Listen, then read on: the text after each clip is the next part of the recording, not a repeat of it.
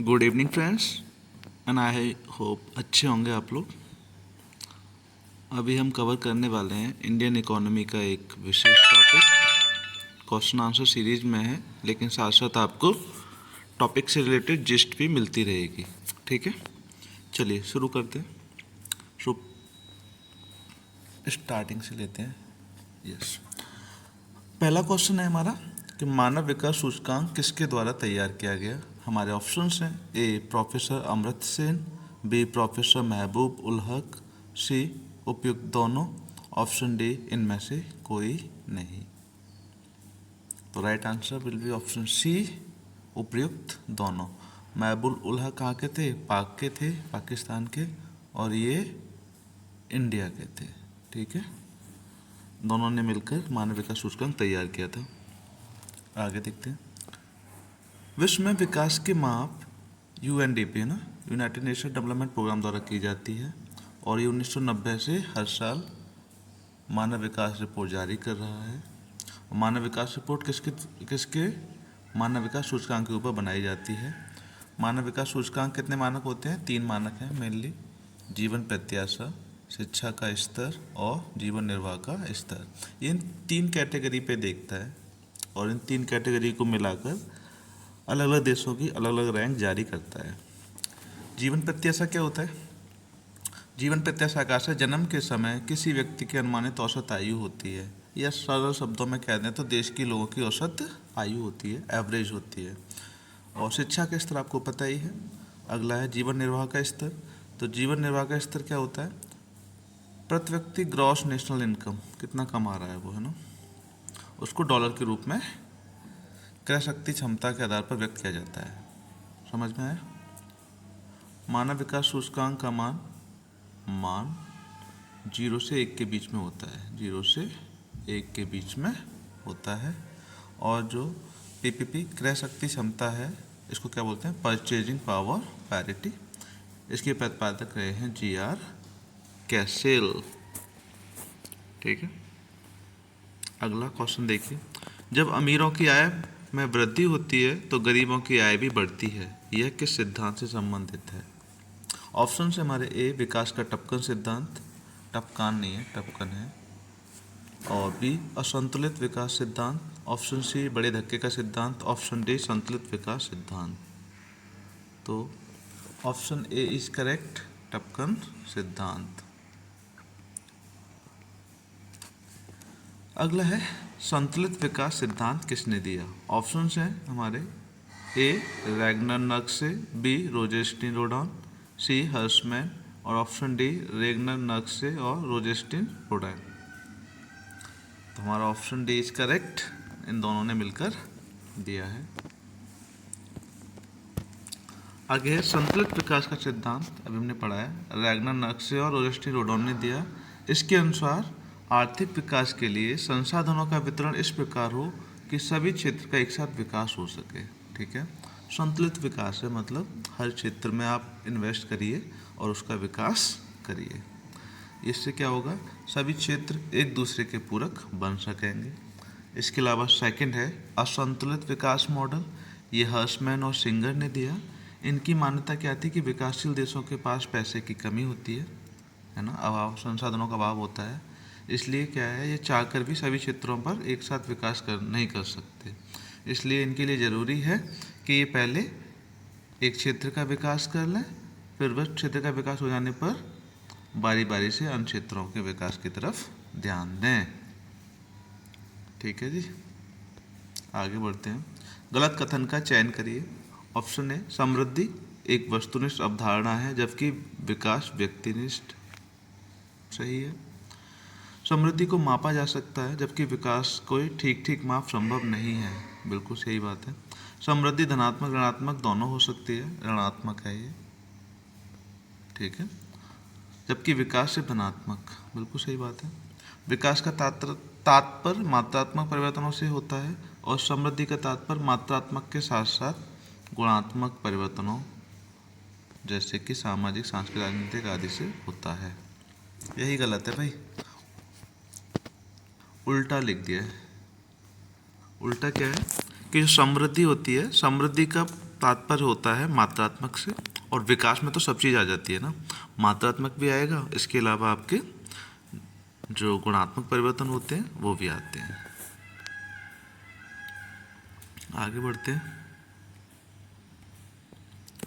पढ़ लो इसको एक बार। समृद्धि का तात्पर्य मात्रात्मक परिवर्तनों से होता है और विकास का तात्पर्य मात्रात्मक के साथ साथ गुणात्मक परिवर्तनों से है। जहाँ विकास है, इस लाइन को पढ़ना, वहाँ समृद्धि भी अवश्य होगी, लेकिन जहाँ समृद्धि है वहाँ पर विकास हो यह जरूरी नहीं है। समृद्धि को बोलते हैं ग्रोथ, ठीक है, और विकास को बोलते हैं डेवलपमेंट। क्या बोलते हैं? डेवलपमेंट, ठीक है। समृद्धि एक संकुचित अवधारणा है, सही बात है। विकास एक बृहद अवधारणा है, बड़े स्तर पे विकास। समृद्धि तो उसका एक पार्ट है विकास का। चलिए आगे बढ़ते हैं। किस वर्ष मानव गरीबी सूचकांक को विकास का आधार बनाया गया? ऑप्शन से हमारे ए 2019, बी 1992, सी 1997, ऑप्शन डी 2010। सोचिए, बताइए किस वर्ष बनाया गया है मानव गरीबी सूचकांक? Human power index, poverty index है ना, ह्यूमन पॉवर्टी इंडेक्स HPI कब बनाया गया है? सी सही है, 1997 में। रैंकती मुद्रास्फीति, मुद्रा में मुद्रास्फीति की दर कितनी होती है? मुद्रा छोड़ दो इसमें यार। रैंकती मुद्रास्फीति में मुद्रास्फीति की दर कितनी होती है? ऑप्शन से हमारे ए 3% या इससे कम, ऑप्शन बी 3 से 10% के बीच, ऑप्शन सी 10 से 20% के बीच, ऑप्शन डी 20% से ज़्यादा। So right answer is option A, 3% या इससे कम होगी तो रैंकते हुए। बहुत स्लो है ना, रैंकने का मतलब क्या? बहुत स्लो। पढ़ लो एक बार। रैंकती हुई मुद्रास्फीति की दर 3% ऐसे कम होती है, चलती हुई की 3 से 10% होती है, दौड़ती मुद्रास्फीति दर 10 से 20%, कूदती और ज़्यादा 20% से अधिक, अति मुद्रास्फीति हाइपर इन्फ्लेशन रेट क्या होता है? 3 अंकों से अधिक, 3 डिजिट से अधिक का रहेगा। चलिए अगला है, किस मुद्रास्फीति में खाद्य और ईंधन की कीमतों में होने वाले उतार चढ़ाव को शामिल नहीं किया जाता? ऑप्शन से हमारे ए दौड़ती मुद्रास्फीति, बी कोर मुद्रास्फीति, ऑप्शन सी हेडलाइन मुद्रास्फीति, ऑप्शन डी अति मुद्रास्फीति। So the right answer is option B, core मुद्रास्फीति में नहीं किया जाता। मुद्रास्फीति के बारे में जान लो, फिर क्वेश्चन आ रहे हैं तो। मुद्रास्फीति क्या है? मुद्रास्फीति वह दशा है जिसमें कि मुद्रा के मूल्य में कमी आ जाती है। इसके कारण क्या होगा? वस्तु और सेवाओं के जो मूल्य हैं वो बढ़ जाएंगे, उनकी कीमतें बढ़ जाएंगी, ठीक है। ये दो कारण होते हैं उसके, एक तो होता है डिमांड पुश इन्फ्लेशन, एक होता है कॉस्ट पुश इन्फ्लेशन। मतलब मांग प्रेरित मुद्रास्फीति स्फीति है ये, स्फीति है ये, ठीक है, इन्फ्लेशन है, इन्फ्लेशन है। और दूसरा है लागत प्रेरित मुद्रास्फीति। सीधा सा है भाई, आप भी सोच सकते हो कि वस्तु और सेवाओं के मूल्य बढ़ने हैं, डिमांड में क्या है? सप्लाई कम है, डिमांड ज़्यादा है किसी वस्तु की, तो ऑटोमेटिकली क्या करते हैं? उसके रेट खुद ही बढ़ जाते हैं। ऐसे ही है कि मान लो वस्तु को बनाने में पहले 10 रुपये खर्च होते थे, अब 20 रुपये खर्च हो रहे हैं बनाने में, तो ऑटोमेटिकली क्या होगा? कीमतें बढ़ेंगी ही वस्तु की। तो कॉस्ट पुश इन्फ्लेशन ऐसे देख सकते हो आप, लागत बढ़ रही है। चलिए आगे बढ़ते हैं। जब मूल्य में अनियंत्रित वृद्धि हो और सरकार की नीतियां असफल साबित हों तो इस प्रकार की मुद्रास्फीति को क्या कहते हैं? ठीक है, मूल्य तो बढ़ रहे हैं और सरकार जो भी कुछ बना रही है वो काम नहीं कर रहा, मतलब सरकार मुद्रास्फीति को नियंत्रित नहीं कर पा रही है, तो इस प्रकार की मुद्रास्फीति को क्या कहेंगे? ऑप्शन से हमारे ए दबी हुई मुद्रास्फीति, बी खुली मुद्रास्फीति, सी स्थायी मुद्रास्फीति, ऑप्शन डी हेडलाइन मुद्रास्फीति। सोचो, चाहोगे तो बता दोगे। खुली मुद्रास्फीति है भाई एकदम, सरकार कंट्रोल ही नहीं कर पा रही इसे। चलिए आगे बढ़ते हैं। हेडलाइन मुद्रास्फीति के बारे में जान लो। वह मुद्रास्फीति जिसके बारे में हम समाचार पत्रों में पढ़ते हैं और यह थोक मूल्य सूचकांक पर आधारित होती है, WPI, होलसेल प्राइस इंडेक्स पर आधारित होती है। दबी हुई मुद्रास्फीति, इसको आप मुद्रास्फीति कवर करें। जब सरकार प्रशासित मूल्य नीति और राशनिंग जैसे उपायों के द्वारा मुद्रास्फीति को रोकने का प्रयास करती है तो उसको दबी हुई मुद्रास्फीति कहते हैं। कोर इन्फ्लेशन या स्थायी मुद्रास्फीति, इसका संबंध ऐसी मुद्रास्फीति से है जो लागत तथा स्थायी रूप से अर्थव्यवस्था में बनी रहती है, ये कहीं ना जा रही, हमेशा रहेगी। तो जब भी मुद्रास्फीति की गणना करते समय इसके तात्कालिक कारण और प्रभावों को अलग अलग कर दिया जाता है। एक है रैचेट इन्फ्लेशन। जब अर्थव्यवस्था के कुछ क्षेत्रों में मांग अधिक होती है तो मूल्य बढ़ जाते हैं। बिल्कुल सही बात है, मांग ज़्यादा है मूल्य बढ़ेंगे। वहीं दूसरी ओर कुछ अन्य क्षेत्रों में मांग कम हो जाती है तो क्या होना चाहिए, जब मांग कम है तो मूल्य कम होनी चाहिए। लेकिन नहीं, उद्योगपति और मजदूर संगठन इन मूल्यों को गिरने से रोक देते हैं, मतलब कम नहीं होने देते। इससे क्या हो कि उनके लाभ और मजदूरी में कोई भी परिवर्तन ना हो। इसके कारण क्या होता है, उस क्षेत्र की मुद्रास्फीति की दर उच्च बनी रहती है। होनी चाहिए कम, रेट होनी चाहिए कम, लेकिन कम नहीं होने दिए जा रहे हैं। वैसी को मुद्रास्फीति को रैचेट इन्फ्लेशन कहते हैं। ब्रांडेड इन्फ्लेशन, आर्थिक सुधारों के शुरू होने के बाद विदेशी ब्रांडों ने ऊंची कीमतें वसूल की हैं, अतः घरेलू ब्रांड ने भी अपने मूल्य इसलिए बढ़ा दिए ताकि उन्हें निम्न कोटि का न समझा जाए। ये तो आप भी देखते हो बाज़ारों में, नॉर्मल जूता 200-400-500 का बन के तैयार हो जाएगा, लेकिन उसको शोरूम में रखेंगे और मजबूरन आपको अच्छा ही खरीदना है तो उसी की कीमत कर दी जाएगी 2-2.5 हज़ार रुपये, है ना। वास्तविक कीमत कितनी, 500, क्योंकि आप उन्हें भी पता है कि भाई ब्रांड देख रहा है बंदा, ब्रांड से तुलना करेगा दूसरे ब्रांडों से, अच्छे ब्रांडों से, तो उसका रेट भी खुद बढ़ जाएंगे, बढ़ा दिए जाते हैं, बढ़ नहीं जाएंगे। अगला है आय में वृद्धि के साथ साथ खाद्य पदार्थों पर होने वाले व्यय का अनुपात अन्य खर्चों की तुलना में कम होता है। यह नियम क्या किसका है, एंजल्स लॉ है भाई, बिना पढ़े लगाइए इसको। तो क्या कह रहा है, आपकी इनकम बढ़ रही है तो आपके जो खर्चे हैं वो फूड आइटम्स में कम होंगे, अन्य जगह ज़्यादा होंगे। ये सिद्धांत है एंजल्स लॉ। महंगाई भत्ते और न्यूनतम मजदूरी का निर्धारण किस सूचकांक के आधार पर किया जाता है।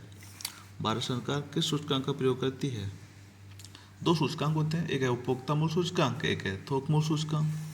तो consumer price index is correct answer, ठीक है, इसी का प्रयोग करते हैं गणना करने के लिए। चलो इसको हमने बता ही दिया। मुद्रास्फीति की माप के लिए 2 सूचकांक होते हैं, थोक मूल्य और उपभोक्ता मूल्य सूचकांक। इसको मूल्य कर लेना, ठीक है, क्या कर लेना, मूल्य। उपभोक्ता मूल्य सूचकांक में वस्तुओं के चालू या बाजार मूल्यों को लिया जाता है, सही है, बाजार मूल्य के आधार पे निकालते हैं इसे हम। और थोक मूल्य सूचकांक थोक मूल्य पे निकलेगा, सीधा सा। अर्थव्यवस्था की प्रसिद्ध पुस्तक एशियन ड्रामा के लेखक हैं। Option A Dadabhai Naoroji, option B Keynes, option C Gunnar Myrdal, option D Corrado Gini. Option C is correct. सबको पता होना चाहिए इस पुस्तक के बारे में। अर्थव्यवस्था के ओके, ये तो हम करा दिए। गुन्नार मिडिल के ने कुछ रिसर्च किए, कुछ थ्योरी दी हैं, उस पर देख लीजिए। इन्होंने बोला है कि 2 प्रकार की आर्थिक विषमताएं देखने को मिलती हैं, एक होती है लंबवत, एक होती है समानांतर।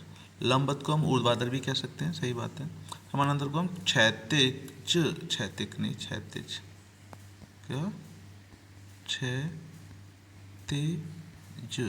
विषमता, ठीक है, इसको करेक्ट कर लीजिएगा, क्षैतिज विषमता। लंबवत या ऊर्ध्वाधर का मतलब क्या है, जब एक देश व दूसरे देश के बीच आर्थिक विषमता होती है, ठीक है, देश टू देश अगर हम कैलकुलेट करेंगे तो उसको लंबवत या ऊर्ध्वाधर कहेंगे। और जब हम एक ही देश के विभिन्न क्षेत्रों में आर्थिक विषमताएं कैलकुलेट करेंगे तब हम उसे समानांतर या क्षैतिज विषमता कहेंगे। चलिए आगे बढ़ते हैं। उनके अनुसार दोनों ही विषमताओं के दो कारण हैं। कौन कौन से? एक है बैकवाश प्रभाव, एक है प्रसरण प्रभाव। प्रसरण तो मतलब जानते होंगे, प्रसरण मतलब फैलाव, किसी भी चीज़ का फैलाव। बैकवाश उसका उल्टा हो गया। ठीक है। तो जब किसी देश या देश के किसी क्षेत्र में विकास प्रक्रिया शुरू होती है तो उसके सकारात्मक प्रभाव आसपास के क्षेत्रों पर पड़ते हैं। सही बात है। और उनका भी विकास होता है। बिल्कुल सही बात है। इसे प्रसरण प्रभाव कहते हैं। वहीं दूसरी ओर इस प्रक्रिया में पूंजी का केंद्रीकरण कुछ ही स्थान तक सीमित हो जाता है, जिससे दूर दराज के अन्य क्षेत्रों का विकास या तो रुक जाता है या बाधित होता है। ठीक है। मेडल ने इस पे कुछ थ्योरी दी दोनों को मिला के, बैकवाश और प्रसरण को। मेडल ने क्या कहा कि विकासशील देशों में प्रसरण प्रभाव कमजोर होता है जबकि बैकवाश प्रभाव मजबूत होता है, जो उनके विकास के लिए बाधा उत्पन्न करता है। जबकि जो विकसित देश होते हैं वहाँ इसके विपरीत होता है, वहाँ प्रसरण प्रभाव मजबूत होता है। ठीक है। और बैकवाश प्रभाव कमजोर होता है, जो उनके विकास में सहायक होता है। इसको भी बताता हूँ। अगला, स्पष्ट दृष्टि उपभोग किससे संबंधित है? ऑप्शन है हमारे, ए आवश्यक वस्तुएं, ऑप्शन बी अति आवश्यक वस्तुएं, सी विलासितापूर्ण वस्तुएं और डी खाद्यान्न वस्तुएं। स्पष्ट दृष्टि उपभोग है, ऑप्शन सी इज करेक्ट, विलासितापूर्ण वस्तुओं से संबंधित है। मैं ये कह रहा था, हाँ देखिए, मान लो ये कोई क्षेत्र है, ठीक है, कोई देश है, इसने क्या किया, यहाँ पे एक बहुत बड़ी फैक्ट्री लगाई, तो इससे होगा क्या? इस फैक्ट्री से क्या होगा? दो, मान लो ये क्षेत्र तो डेवलप हुआ ऑटोमेटिकली होगा, बहुत सारी व्यवस्थाएं यहाँ बढ़ेंगी जुड़ेंगी, इससे क्या है, इतना क्षेत्र तो डेवलप हो गया। और ये बाकी का जो बचा क्षेत्र है, ये वाला क्षेत्र, ये वाला क्षेत्र, ये वाला क्षेत्र, ये वाला क्षेत्र, ये क्या रहेगा? ये तो विकास से अछूता रह जाएगा, रहेगा नहीं रहेगा? तो यही है। तो यहीं पे दो कारण आते हैं, कौन सा? प्रसरण प्रभाव और एक बैकवाश प्रभाव। तो अगर प्रसरण प्रभाव अच्छा है, मतलब प्रसार अगर अच्छा होएगा तो ये पूरे क्षेत्र को कवर कर लेगा, और अगर बैकवाश प्रभाव ज़्यादा हुआ तो ये क्षेत्र यहीं तक सिमट के रह जाएगा, इससे ऊपर नहीं बढ़ पाएगा। ठीक है। तो विकासशील देशों में क्या है, ये जो बैकवाश प्रभाव है ये ज़्यादा है, प्रसरण प्रभाव कम है। इसलिए विकासशील देशों में, जैसे भारत है, यहाँ पर ये स्ट्रक्चर आपको मिलता है कि एक ही क्षेत्र में